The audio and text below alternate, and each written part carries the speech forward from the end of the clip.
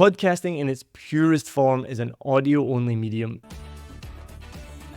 One of the most difficult things about podcasts or making podcasts for YouTube is they're generally not that dynamic. It's one person like me or two or a panel of people talking directly into a camera or to each other. You've got to find ways to make it engaging. The biggest differences between an algorithm like YouTube and the RSS feed on podcast is it's not time-based. The difference with YouTube is it can pick up an old video that you made maybe a year ago, and there's something in that video that the algorithm picks up and starts promoting it to people.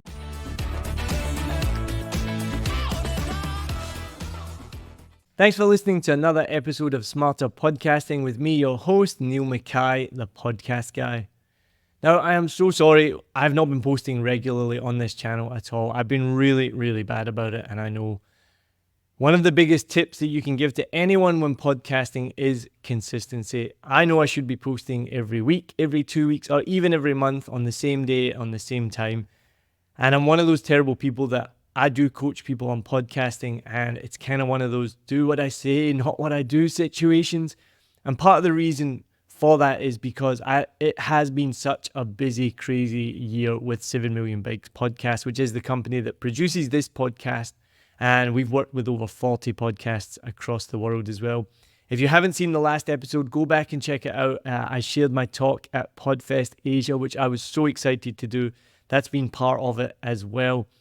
And it's just been really exciting to help so many people fulfill the podcasting goals. This is Smarter Podcasting. I'm Niall Mackay, the podcast guy. I started my first podcast back in 2019 just as a hobby, just for some fun. I'd always been a podcast addict since the early 2000s when I started listening to Ricky Gervais, which was the most downloaded podcast in the world. That was back when podcasts had to be downloaded onto an iPod, hence the name podcast, if you didn't know that already. So I've been addicted since the beginning. Then I listened to Serial back in 2014, just like the rest of the world, and continued on from there. So I started my own podcast as a hobby in 2019, and then around about 2021, after the pandemic, I lost my job, and I started 7 Million Bikes Podcast full-time to help podcasters around the world. So Smarter Podcasting is to help you become a better podcaster and make the best podcast possible. Now, in this episode, I want to talk about something that is controversial, can be controversial, and I'm actually a convert. And if you're watching this on YouTube right now, this is direct proof of how much of a convert I am. We're going to talk about today what's the difference between a podcaster and a YouTuber. Now, for the longest time, I would get in online debates. I would get angry with people. Not angry, because I'm not an angry person, but I would get worked up about it, that a podcast is audio only. Now, I did see somebody say one time in the comments that a podcast can be a PDF file. I never really looked into that. I'm not really sure how that is. I think there was a claim that you can add a PDF file to the RSS feed, and then from there that makes it a podcast. I'm not too sure about that. But the debate was podcast versus video. And I said, you can't call a video a podcast. Now, I do believe that a little bit still. If you only have a YouTube channel, there's a problem that a lot of people just call it a podcast. A podcast to me does need to have an audio element. It needs to be on Spotify, Apple Podcasts, all the other platforms, and you can have video as well. That's absolutely fine. But if it's video only, personally, I wouldn't call it a podcast, but I've given in because so many people have. I still think that that is a YouTube channel. But in this episode, this is a question that a lot of people are searching for, a lot of people are looking for. So we're going to answer it. What is the difference between a podcast and a YouTuber? So let's get into it. So first up, let's talk about the podcaster. Podcasting in its purest form is an audio-only medium, and it has a unique charm. It's perfect for those people who love to delve into deep conversations, storytelling, interview people, or they just want to talk. As a podcaster, your primary tool is obviously your voice. You don't need a fancy camera, you don't need a visually appealing setup, and it can be a significant advantage for those who maybe feel camera shy and prefer to focus purely just on content rather than the visual presentation. This was me for the longest time. I didn't want to deal with a background. I didn't want to deal with a camera. I didn't want to deal with all of those different elements. I just wanted to talk into a microphone, and it is the easiest and the cheapest way to do it. So what are the benefits of being a podcaster? Well, number one is the ease of production. So you can start a podcast with just a decent microphone like I have and a quiet room. I'm not even in a quiet room. Right now, there's banging going on above me because there's construction in the apartment above me. And don't get me started on that because I will get angry about that. But over the years, I've learned I do have a dynamic microphone, so it's only picking up my voice. It's only picking up the sound around here. So it hopefully shouldn't be picking up the sound above. And I'm going to turn on studio sound from the script afterwards, which should cut out all the background noise and the white noise behind. Now, it is easier to produce a podcast, but the biggest, most important thing about a podcast, the biggest difference between a podcaster and a YouTuber is listener engagement. Now, obviously, with a podcast, most people are going to be listening on the phone and they're going to listen with headphones. So it creates a more intimate connection with the listener as well. But the biggest thing is when somebody listens to a podcast, where are you listening to this podcast right now? Actually, ask yourself that. Where are you right now? You're probably in the gym, in the car, maybe doing the dishes, household chores.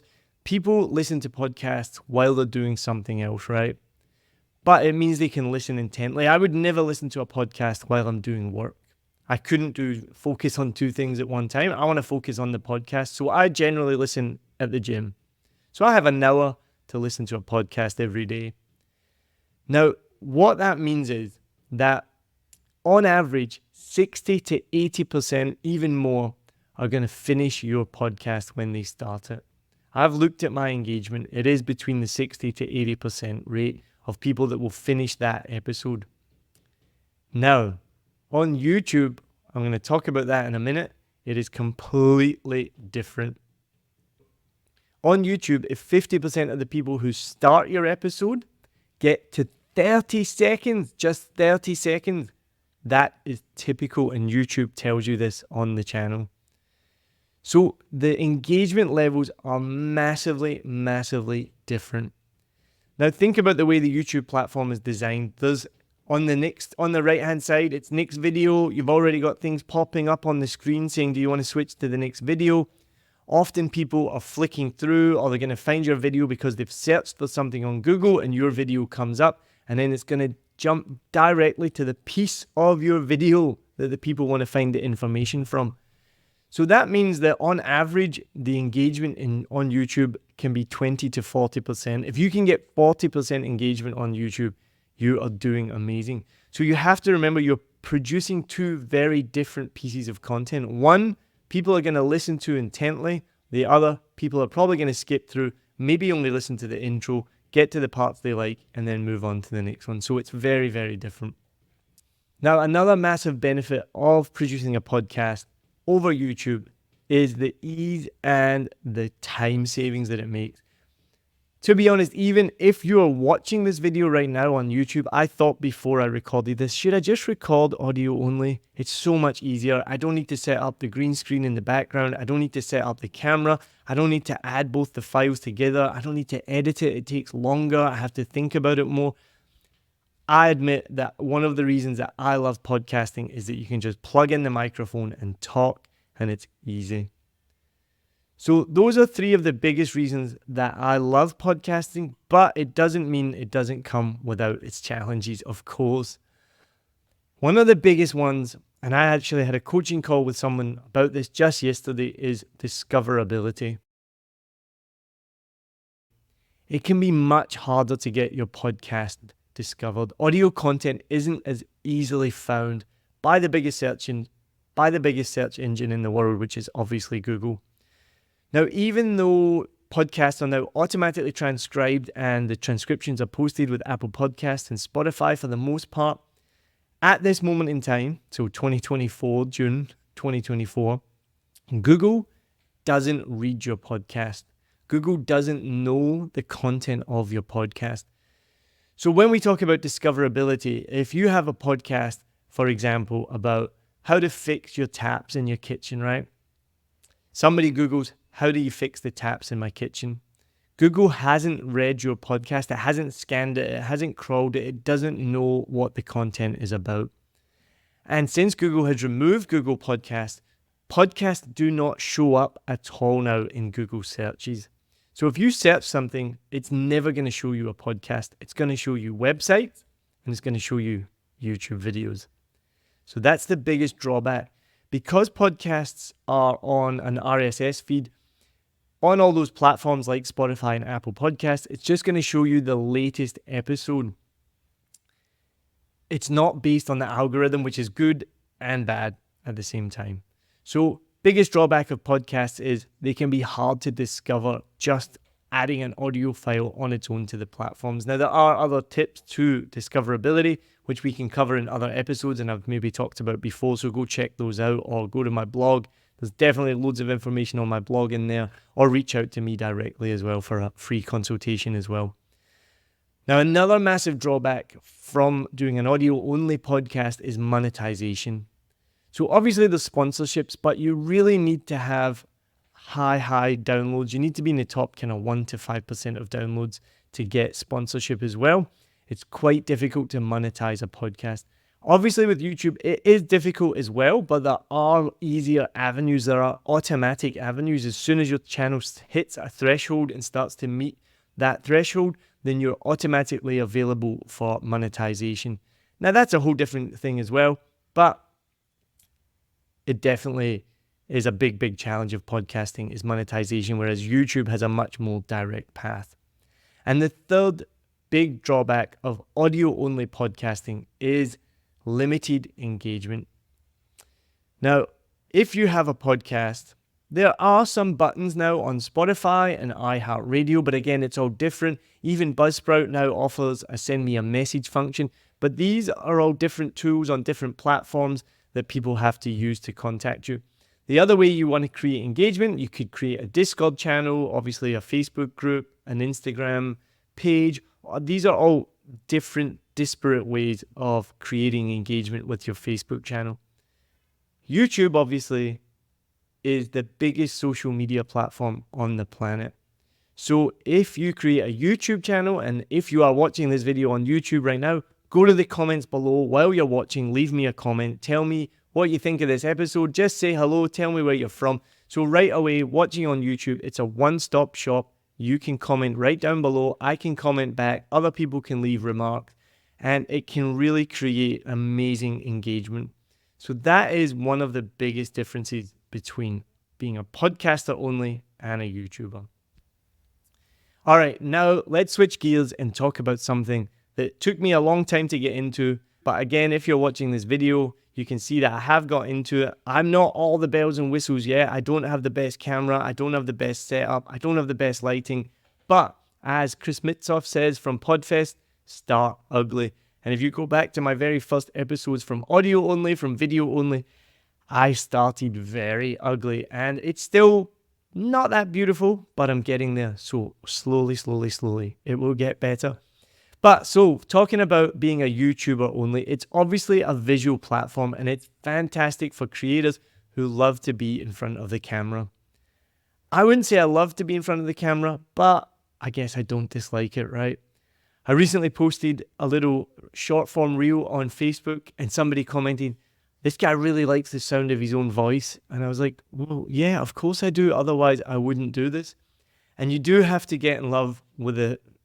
Not just the sound of your voice, but the look of your face as well. So it is a visual medium as well. You have to be happy to be in front of the camera and engage with your viewers. And hopefully this video is a little bit dynamic. To be honest, one of the most difficult things about podcasts or making podcasts for YouTube is they're generally not that dynamic. It's one person like me or two or a panel of people talking directly into a camera or to each other. You've got to find ways to make it engaging, and I'm still working on that as well. So if you are watching on YouTube and you have any suggestions, let me know in the comments below. But of course, there are many upsides to YouTube as well. Now, the biggest one is the visual appeal. I made a little bit of an investment in a green screen just to give it a more visually appealing look. And mostly, you can't see all the mess that's behind there. It's a disgrace. So I put up a green screen. Now you can see this lovely background behind me. Now, I touched on it before about podcast. One of the biggest things about having a YouTube channel is discoverability and growth. YouTube's algorithm can help you get discovered more easily. So YouTube, which is different to podcasting, actually does crawl your video. It scans it. Think about when you go on YouTube and you can instantly create the captions at the bottom. Before you've even created a transcript, YouTube automatically transcribes your episode so that viewers can read the captions at the bottom. This means that Google knows what your video is about. And as I said, go back to my earlier definition. So think about when you search for something like, how do I fix my tap? And it's going to show you now a YouTube video, and it will show you the exact second where to click on to watch it, to tell you exactly which part of that video to watch. That blows my mind. That is absolutely incredible. So YouTube knows way more about your content, more than you probably do. So that means the algorithm is going to show it to people who want to see it. So for this podcast, I hope that when somebody goes into Google or goes onto YouTube and they go, how do I make a podcast? Hopefully my video is going to come up. Even if you do it on Google, hopefully my video may also show as well. Now, the algorithm obviously has its downsides as well. It can create a bit of an echo chamber as well, and you see the same channels come up again and again and again.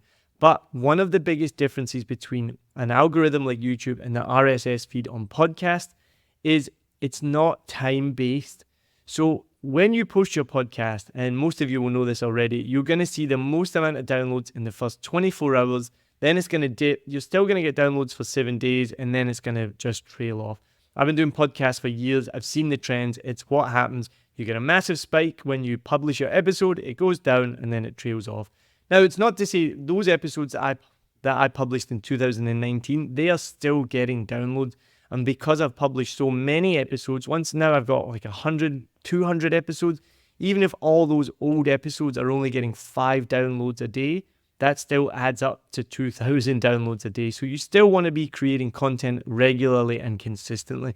But the difference with YouTube, and I've seen this, is it can pick up an old video that you made maybe a year ago, and there's something in that video that the algorithm picks up and starts promoting it to people. Now, I'll give you an example. I made a video with Twin Var from the Best Ever Food Review Show. She was a guest host on the Best Ever Food Review Show, which you might know, it's one of the biggest channels on YouTube with Sunny, and she's an amazing co-host on that as well.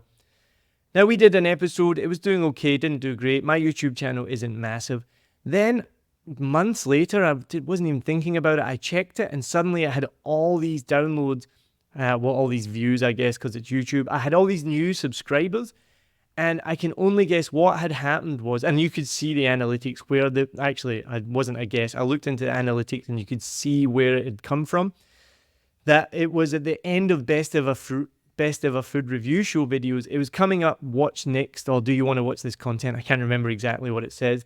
And it was showing my video. Now, it doesn't do it still, but it was obviously doing it for a short time. It picked up my video as what to watch next. So I was getting all these viewers coming from the Best Ever Food Review Show to my channel because I had Twin Var on there and it was being recommended. So you can see how much that videos can grow a new life months after you've posted them. And that's one of the beauties I love about YouTube is even though the algorithm has its downfalls, your video can do well way later on in the future. I've had conversations with podcasters before. It was actually about an episode that I was on. And I said, how are the downloads doing? And they went, not too great. And this podcast wasn't massive. So it wasn't like I was annoyed or surprised. It was fine. He said, it's going to pick up next week. I didn't want to bust his bubble. When you publish a podcast, in my experience, and if you have different experience, then please share it with me. But in my experience, it's not going to pick up. You get the biggest amount of downloads in the 24 hours after posting within the first 7 days. And then it trails off. It's never going to pick up again. And I've never had a podcast episode go viral or months down the line suddenly get all these downloads. It only happens in the beginning. Now, number 3, again, we talked about it with podcasting, but one of the best things about being a YouTuber is the monetization opportunities. Obviously, once you become eligible for monetization, you become eligible to put those annoying ads at the beginning, the middle, and the end. And who knows, maybe on this episode, maybe by the time you see this, I've hit the threshold and you're watching this and an ad has come up right now to annoy you. I'm so sorry, but it's the only way to make money. Now, I'm not monetized yet, but one day, maybe, and then you're going to see those ads and then I'll get paid for making this content. Because right now, I'm sitting here in my living room, not getting paid a thing. You obviously can also do it through sponsorships, through merchandise. You can set up Patreons, just as you can for audio podcasts as well. And one of the biggest things I love about YouTube is once you become eligible, you can actually set up memberships on the channel, which is very similar to a Patreon channel anyway, but you are keeping it all in the one ecosystem. And so even though Google owns YouTube, one of the biggest companies in the world, they've done a great job of creating an ecosystem where you don't need people who follow you on YouTube to go to other platforms to find you, like on Facebook or on Patreon, things like that. But obviously being a YouTuber has its downsides as well. And one of the biggest things that stopped me getting into YouTube in the beginning were the higher production costs. Now, I'm actually filming on my iPhone 14, so it is in 4K. And the camera on an iPhone is really, really good. But if you really do want to take YouTube to the next level, and as I said, I started ugly. I'm gonna get to the next level eventually. If you want to get to the next level, you're probably gonna want like a DSLR camera. You want to make sure it's in 4K. I even heard that there's 8K as well when I talked to Gary Kelly, so go back and find that episode as well. It's gonna take longer for my editor to edit this. I had to buy a green screen as well. There are just much more higher production costs involved in making a podcast for YouTube. So just be aware of that as well, which then also ties into the fact that it is just much more time consuming as well. It took me 20-30 minutes just to set this up before I got started. It took me another 10-15 minutes to make sure the camera was right as well, get the microphone in the right place. And there's obviously construction above me right now, which may be ruining this video completely, but we're going to see. But it is much more time consuming, I can guarantee. And last one, there is way much more pressure to perform. It's stressful to be on camera. I record podcasts now for a living, as you probably know. And I go to one of my clients' offices and I set up my camera, I set up the lighting. They're going to talk about finance, something that they know so well. They could talk about it in their sleep. And as soon as I press record on the microphones and the cameras, they go to pieces and they can barely get through a sentence. If you go watch that episode, which I'm not going to tell you which one it is, it looked amazing, and that is the magic of editing, and that is what we do. But there is a huge amount of pressure to perform on camera, so just be aware of that. And even this episode, you hopefully won't notice, but there's a couple of times I've made mistakes and stuttered through because it is hugely stressful to perform on camera. So how do you choose between podcasting and YouTubing? It really boils down to your strengths and your interests and your goals. If you enjoy in-depth conversations and storytelling without the need for visual elements, podcasting is probably going to be your best bet. And when I say podcasting, I mean audio only. But if you love creating visual content and you enjoy the dynamic interaction with your audience, you don't mind being on camera, you don't mind people looking at you, then YouTube could be the way to go. Just remember, you don't necessarily have to choose one over the other. There's many successful creators who use both platforms to complement each other. And my best advice to anyone I work with is create a YouTube channel, create a YouTube video, then we'll take the audio, put it on Apple Podcast and Spotify, and then we'll create the short form content as well. Remember, you don't have to choose one over the other. My recommendation is create a YouTube channel, take the audio, make a podcast, and then make short form content from the YouTube channel as well. So thank you so much for tuning into this episode of Smarter Podcasting. I hope you got a lot of great value out of it. Remember, send me a message, leave me a comment, get in touch. I love to hear from you. Remember, rate, review, subscribe, and most of all, turn on the notifications so you never miss a future episode. Thanks very much. I'm Niall Mackay, the podcast guy. Cheers.